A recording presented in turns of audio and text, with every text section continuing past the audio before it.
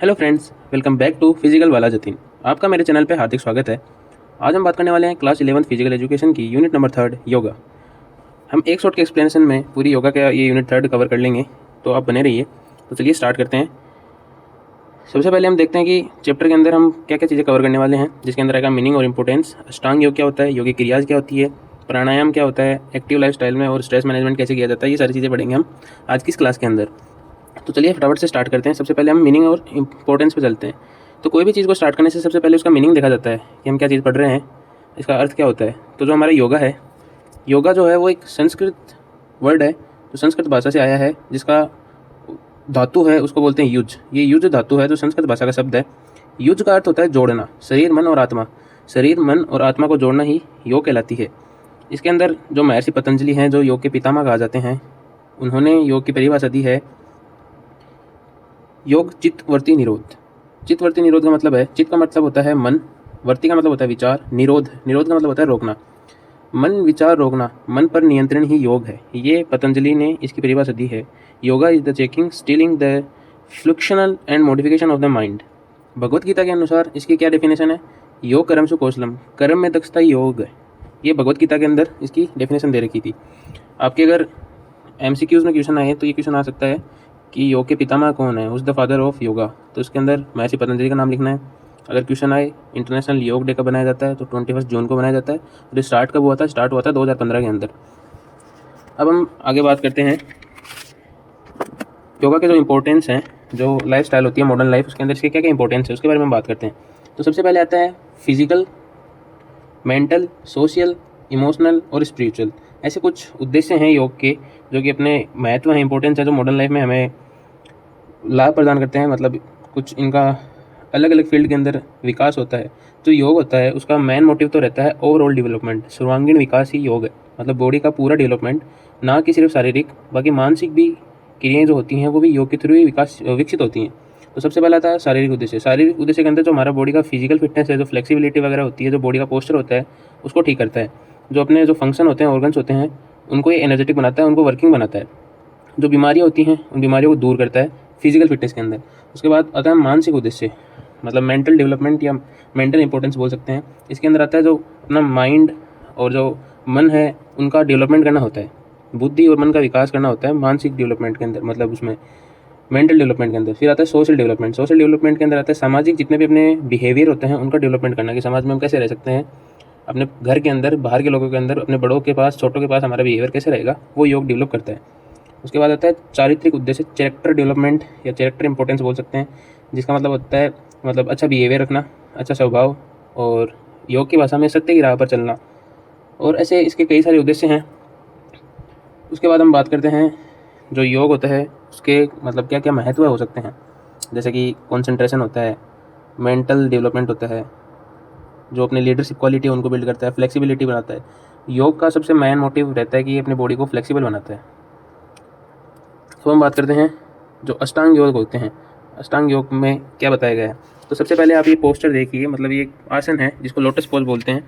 इस lotus pose के अंदर जितने भी आसन होते हैं, मतलब ये अपने अष्टांग योग होते हैं, ये इस आसन के अंदर किए जाते हैं। तो अब हम बात करते हैं अष्टांग योग के बारे में। अष्टांग योग क्या है?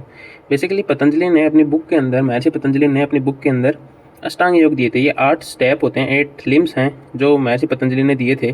कौन कौन से होते हैं इनके बारे में हम चर्चा करते हैं। जो ये जो 8 लिम्स होते हैं इनको मैंने 3 पार्ट में डिवाइड किया है। कुछ होते हैं सोशल और पर्सनल कोड, एक्सटर्नल कंट्रोल और इंटरनल रियलाइजेशन के लिए होते हैं। तो महर्षि पतंजलि द्वारा प्रतिपादित है, वह जो महर्षि चरणदास जी महाराज हैं उन्होंने इसको लिखा है। अष्टांग का मतलब होता है अष्ट प्लस अंग, 8 भाग में ये डिवाइड होता है। इसके अंदर आता है यम, नियम, आसन, प्राणायाम, प्रत्याहार, धारणा, ध्यान, समाधि। ये इनका एक स्टेप बाय स्टेप इनका क्रम है। इस फिगर के अंदर ही आपको याद करना है, जैसे यम, नियम, आसन, प्राणायाम, प्रत्याहार, धारणा, ध्यान, समाधि, ये इनका क्रम होता है। MCQs के अंदर आपको पूछ लिया जाता है कि कौन से नंबर पे कौन सा अष्टांग आता है, मतलब कि 3rd नंबर पे कौन सा आता है, तो आपको बताना पड़ेगा यम, नियम, आसन। तो आसन 3rd नंबर पे आता है। लास्ट वाला कौन सा है? समाधि। तो ये सारी चीज़ें आपसे वो पूछ सकते हैं। तो जो सोशल और पर्सनल कोड के अंदर ये आते हैं, यम जो होता है वो सोशल एथिक्स पे बिलीव करता है, मतलब वो समाज में कैसे बिहेव करना है उस पर अपने विचार रखता है। और जो नियम है वो जो पर्सनल डिसिप्लिन है उसके ऊपर अपना मोटिव रखता है।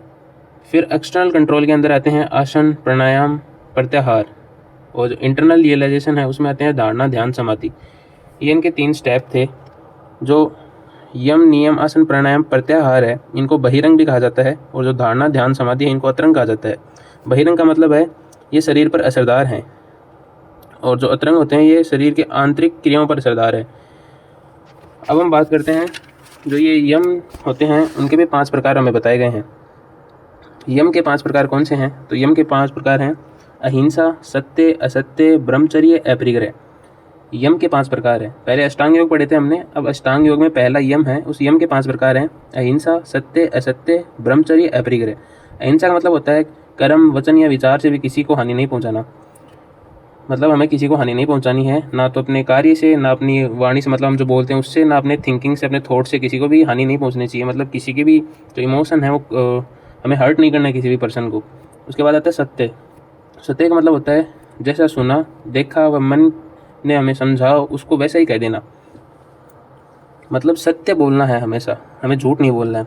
अब ऐसा नहीं होना चाहिए कि आप कहीं को सत्य बोलना चाह रहे हो और उससे किसी की जान खतरे में चली जाए। मतलब किसी लड़की के पीछे कोई लोग पड़े हैं और वो आपको पूछें कि वो लड़की कहाँ गई, और आप उसको बता दो कि ये भैया ये छुपी बैठी यहाँ पे। तो ऐसा मतलब नहीं करना है, लेकिन हमें सत्य बोलना है, झूठ नहीं बोलना, इसका मतलब यही है। फिर आता है असत्य। असत्य का मतलब होता है चोरी नहीं करना। चोरी मतलब जैसे मन, कर्म, वचन से किसी भी दूसरे की चीज़ की कामना नहीं करना। मतलब ये चीज़ मेरे पास होती तो कितना अच्छा रहता, ये चीज़ मैं ले लूँ, ये मैं ले लूँ। जो चीज़ अपनी नहीं है हमें उसे स्वीकार नहीं करना है, हमें हमारी सारी चीज़ें अपनी मेहनत से कमानी है। असत्य का मतलब ये होता है। फिर आता है ब्रह्मचर्य। ब्रह्मचर्य का मतलब होता है सभी जो इंद्रिय जनित होती है उसमें सुखों में संयम लेना। मतलब जो अपनी इंद्रिय होती है उनको कंट्रोल करना, अपनी एनर्जी होती है उसको वेस्ट नहीं करना। फिर आता है अपरिग्रह। अपरिग्रह का मतलब होता है आवश्यकता से अधिक स्टोर नहीं करना। हमें कोई भी चीज़ लेने जानी होती है तो हमें आवश्यकता से अधिक नहीं लेनी। जैसे कि मान लो हम कहीं पे चीनी लेने जाते हैं तो हमें एक बार के लिए, 1 मंथ के लिए हमें 4 किलो चीनी की ज़रूरत होगी या 10 किलो की होगी, हमने 10 किलो ले ली। लेकिन ऐसा नहीं हो कि हमने पूरी 100 किलो चीनी घर में स्टोर कर ली ताकि वो किसी और के हिस्से में न आए। तो ऐसा कार्य हमें नहीं करना है। तो ये अपरिग्रह बताता है। उसके बाद आता है नियम। नियम के अंदर भी 5 पार्ट हैं, जिसके अंदर आता है सोच, संतोष, तप, स्वाध्याय, ईश्वर, प्राणिधान। ये इसके 5 स्टेप हैं। यम के भी 5 हैं, नियम के भी 5 हैं। नियम के 5 प्रकार में सबसे पहला आता है सोच। जो अपनी फिजिकल क्लीननेस है उसको बरकरार रखना, शारीरिक स्वच्छता व शुद्धिकरण, आंतरिक व बाहरी दोनों। जो शरीर है उसको स्वच्छ रखना है हमें, बाहर से भी, अंदर से भी, मन से भी और वैसे भी। फिर आता है संतोष। संतोष का मतलब होता है संतुष्टि। सिंपल वर्ड में कोई भी हम कार्य करते हैं तो उसमें हमें संतुष्टि मिलनी चाहिए। आप अगर पढ़ाई भी कर रहे हो तो उसको एक मन से, एक मोटिव से करनी चाहिए, ना कि आप बोर होकर कर रहे हो। बोर होकर कोई चीज़ कर रहे हो तो उसमें मज़ा नहीं आएगा। आप गेम के टाइम पे गेम खेलो, पढ़ाई के टाइम पे पढ़ाई करो, या और भी कोई वर्क कर रहे हो तो उसमें इंटरेस्टिंग के साथ इंटरेस्ट हो उसको आप में, आपको उसमें ऐसे उस कार्य को करो। फिर आता है तप। तप का मतलब होता है शारीरिक व मानसिक तपस्या, अनुशासन। मतलब शरीर को मैथमेटिक्स और इनके क्वेश्चन सॉल्व करके माइंड को चलाना, और फिजिकल एक्टिविटी करके शरीर को चलाना। मतलब हम कोई भी क्वेश्चन है उनको सोल्व करते हैं तो हमारा माइंड की कैपेसिटी लगती है उसके अंदर, कि हमारा माइंड कार्य कर रहा है। और हम कोई भी फिजिकल वर्क कर रहे हैं तो उसके अंदर हमारी बॉडी वर्क करती रहती है। तो ऐसे हमें कार्य करने हैं। उसके बाद आता है स्वाध्याय। स्वाध्याय का मतलब होता है जो भी अपने धर्म ग्रंथ हैं उनका अध्ययन करना, या अभी आपके धर्म ग्रंथ हैं आपके पास तो आपकी बुक्स हैं तो उनको पढ़ना। फिर आता है ईश्वर, प्राणिधान। ईश्वर के प्रति पूर्ण समर्पण। अपना जो गॉड है, आपके जो भी भगवान हैं, आप उनकी पूजा कीजिए। हिंदू धर्म में अलग है, ईसाई में अलग है, मुस्लिम में अलग है। तो जो आपके गुरु हैं उनकी आप पूजा कीजिए, उनके ऊपर पूर्ण समर्पण। ओके, अब हम बात करते हैं योगिक क्रियाज के बारे में। योग क्रियाज क्या क्या है? तो इसके अंदर बेसिकली ये 6 प्रकार की योग क्रियाएँ बताई गई हैं, जिसके अंदर आता है नेति, धोती, बस्ती, नोली। उसके बाद आता है कपालभाति, फिर त्राटक। तो षट क्रिया, इनका मतलब ये भी होता है कि शुद्ध क्रिया। अपने को 6 प्रकार की शुद्ध क्रियाएँ बताई गई है, हम कैसे अपने आप को स्वच्छ रख सकते हैं, शुद्ध रख सकते हैं। तो इनके बारे में फटाफट चर्चा करते हैं। तो ये नेति होती है, ये बेसिकली नोज़ साफ करने के लिए होती है। नेज़ल पैसेज क्लीनिंग होती है, जिसको जला नेति, सूत्र नेति भी कहा जाता है। इसके अंदर कौन कौन से टाइप होते हैं? जैसे जल नेति होती है। नेति के अंदर सबसे पहले सूत्र नेति भी होती है, जल नेति भी होती है। सूत्र का मतलब होता है एक धागा लेते हैं, धागे को राइट नोज से निकाल के फिर मुंह के अंदर से निकालते हैं, फिर दूसरी बार लेफ्ट वाले में डाल के राइट वाले से निकालते हैं। ऐसे ही जल नेति होती है। जल नेति के अंदर एक विशेष प्रकार का अपने पास एक वो लोटा होता है, जिसको हम जग भी बोल सकते हैं। कमंडल टाइप में आपने देखा होगा, साधु संत के पास जो एक नोली जैसा होता था, जैसे कमंडल होता है, एक नाक से पानी डाल के दूसरे से निकाला जाता है, कई बार एक नाक से पानी डाल के मुंह से निकाला जाता है, तो ये होती है जल नेति। इससे क्या होता है, इससे जो अपनी नोज़ होती है उसकी सफाई होती है। इसके अंदर आपके सिलेबस में दे नहीं रखी, लेकिन इसके अंदर और भी होती है, जैसे घृत नेति, तेल नेति, दुग्ध नेति। ऐसे ही घी से, जो घी होता है उससे नोज़ को साफ़ किया जाता है, तेल से साफ़ किया जाता है, दूध से भी साफ़ किया जाता है। इसके अंदर हमें कौन कौन सी सावधानियाँ रखनी चाहिए, इसके अंदर जैसे आता है कि जो अपनी नेति होती है वो केवल सुबह सुबह ही करनी चाहिए और सप्ताह में सिर्फ एक बार करनी चाहिए। ऐसा नहीं कि आप डेली डेली करने लग जाओ। सूत्र नेति करने के बाद है ना जल नेति करनी चाहिए, मतलब जो धागा वाली नेति करते हैं उसके बाद हमें जल नेति करनी चाहिए। सूत्र नेति में काम में लिया जाने वाला सूत्र नरम होना चाहिए। ऐसा नहीं हो कि आपने प्लास्टिक का कोई वायर ले लिया उसको नाक में डाल रहे हो, तो एकदम ऐसे सॉफ्ट वाला होना चाहिए जिससे हमें पेन ना हो, या जो अंदर की जो स्किन होती है वो काफ़ी सेंसिटिव होती है, वो छिले ना या ब्लड ना आए। जल नेति के बाद कपालभाति करें। जल नेति के बाद कुछ अपने नोज़ के अंदर कुछ पानी रह जाता है तो उसके लिए हमें कपालभाति करनी पड़ती है ताकि वो सारा बाहर आ जाए।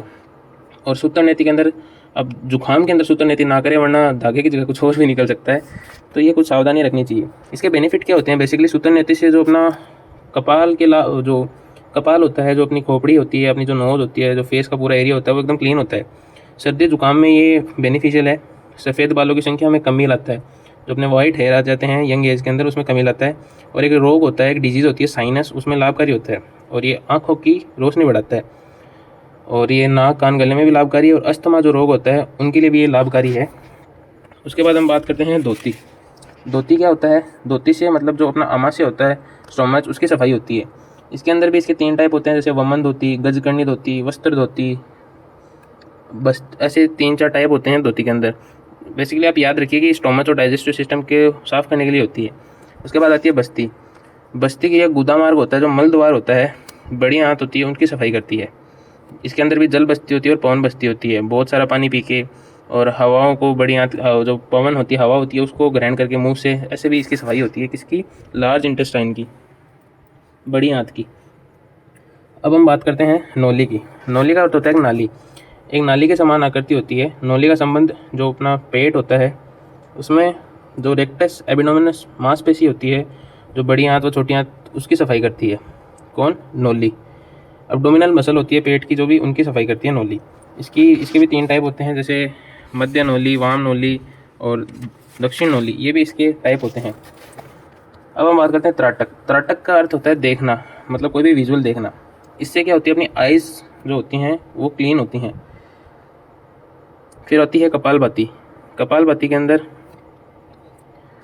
जो अपनी फेस होता है उस पर ग्लो रहता है। इसको प्राणायाम भी कहते हैं।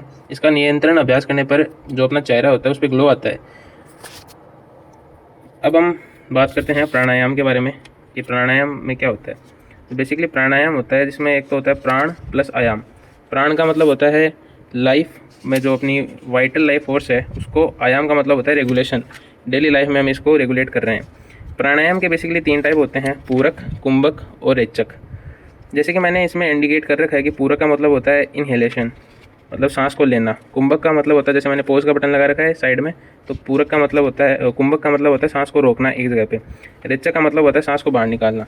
मतलब जब हम नॉर्मल वर्ड में बोलते हैं सांस लेना, सांस रोकना और सांस को बाहर निकालना, उसको प्राणायाम के अंदर 3 टाइप में डिवाइड किया गया है, जैसे पूरक, कुंभक, रेचक। पूरक का मतलब होता है सांस लेना, कुंभक का मतलब होता है सांस को रोकना, एक जगह होल्ड करना, और रेचक का मतलब होता है सांस को बाहर निकालना। इसमें जो कुंभक है, कुंभक के भी 2 टाइप हैं, एक तो अंतर कुंभक और एक बाह्य कुंभक। आंतरिक कुंभक के अंदर क्या होता है, श्वास को अंदर रोकना। जैसे हम सांस ले रहे हैं, हमने सांस ले लिया और सांस को हमने अंदर रोक लिया, तो इसको तो बोलते हैं आंतरिक कुंभक। अब हम सांस बाहर निकाल रहे हैं, वापस सांस नहीं ले रहे, तो उसको बोलते हैं बाह्य कुंभक।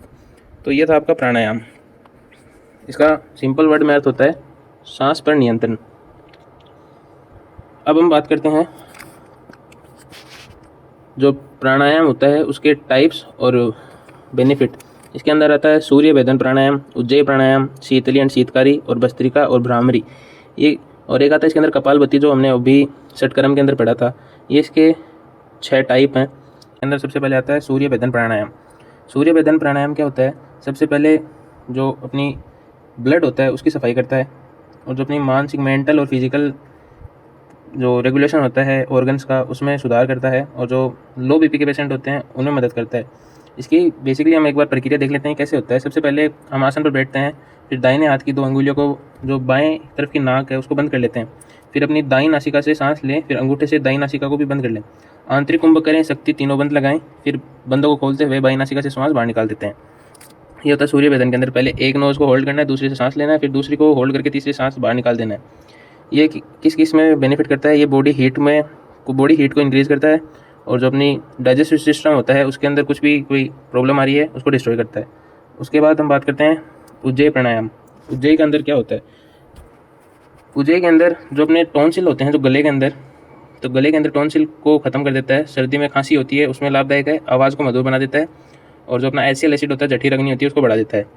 फिर आता है शीतली और शीतकारी। ये ठंडक के लिए है, अपनी जीभ को फोल्ड करके अंदर सांस लेना बाहर निकालना। ये शीतली और शीतकारी 2 तरह की होती है। इससे क्या लाभ होता है?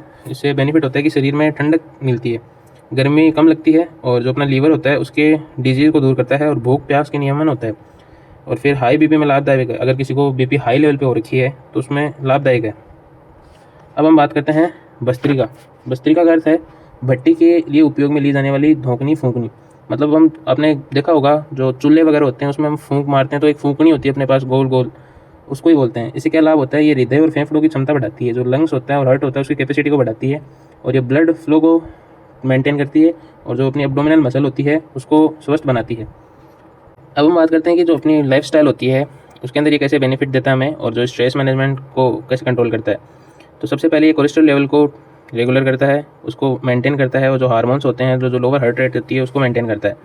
ये प्रमोट करता है माइंडफुलनेस को। जो आसन का कॉम्बिनेशन होता है, वो जो मेडिटेशन प्रक्रिया होती है, उसमें मेंटल और इमोशनल सिचुएशन को कंट्रोल करता है, अपने मानसिक और जो अपनी संवेगात्मक क्रियाएं होती हैं उनको कंट्रोल करता है। और ये combat sedentary lifestyle, counters posture issue, stiffness and fatigue caused by screen time. ये जो अपने पोस्चर के अंदर जो भी फैट होता है, एक्स्ट्रा फैट होता है, उसको रिड्यूस करता है और हमें एनर्जेटिक रखता है। एनी टाइम हम चार्ज रहते हैं। कई बार आप सोचते होंगे कि हम बैठे बैठे एकदम हमें लेजीनेस मतलब आलस आता रहता है, तो ये उसको क्लियर करता है। फिर आता है इन्हेंस क्वालिटी ऑफ लाइफ। जो अपनी एक लाइफ की एक लिमिट होती है कि मरना सबको ही है, लेकिन जितनी हमें ज़िंदगी मिली है हम उसको एकदम अच्छे से जिएँ, ना किसी बीमारी के, ना किसी बिना रोग के, एकदम अच्छे इन्जॉय से जिएँ। उसके लिए हमें इम्प्रूव करता है कौन? योगा। तो ये थी हमारी आज की क्लास। अगर आपको ये वीडियो पसंद आया हो तो लाइक कीजिए, चैनल पर नए हो तो सब्सक्राइब कीजिए और वीडियो को शेयर कीजिए। Thank you for watching.